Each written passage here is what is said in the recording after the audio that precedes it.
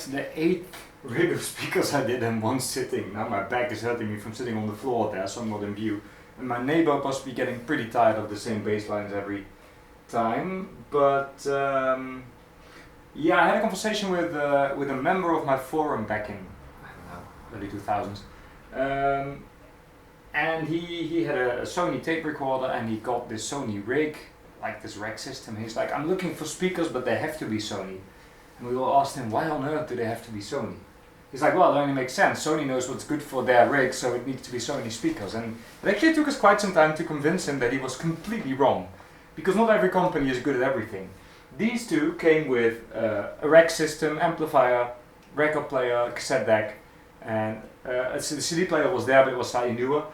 And that system it's simple stuff, you know, it's a simple STK module amplifier and a simple 2-head cassette deck, the usual simple plastic auto return record player, but it sounds great for the money. It's pretty cheap stuff, it sounds absolutely fine on my testing speakers, which are little Senzui things that I tested somewhere.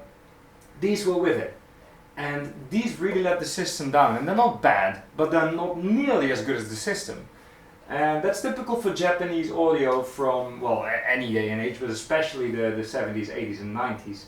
The amplifiers and the devices, the machinery was usually much better than the speakers, because it's just simply made unit with a simple woofer, a simple super cheap cone driver tweeter.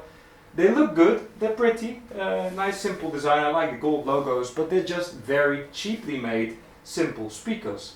And I'm actually not sure if my amplifier is off because the display is dead, but oh well, I hope it's fine. And it's just a pity. Don't buy these kinds of Japanese speakers because they're just not great. You can buy something better for your Japanese stereo rig. And even the great brands like Denon had the same issue. They made speakers, it was never great. Yamaha had some good speakers though. But you were better off skipping these, but people just bought them because they were with the system, you know. These are the Pioneer's S-Z92.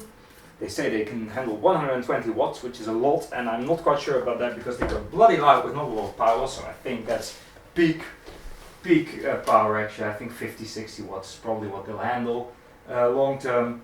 They're alright, I mean they're not horrible, they're not annoying sounding, they do rock quite a bit, which is kind of fun, but there's no refinement in the highs, no definition in the mids, and the lows are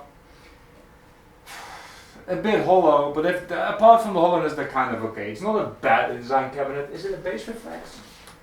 Or is it a closed cabinet? I'm not even sure actually. Usually these are bass reflex, but I don't see any port. They may be closed, I think that sort of saves them. You can't take the covers off, unfortunately. But maybe you can see if I aim the light at it. It's just, you know, it's a simple three-way. Nothing wrong with them for a beginner, but as soon as you're slightly more serious, get rid of these, get something like this Philips 482s, test right there, or a pair of Wavdale Diamond 3s or something like that, but not these. I don't hate them though, they're sort of, you know, soundtrack of my youth, but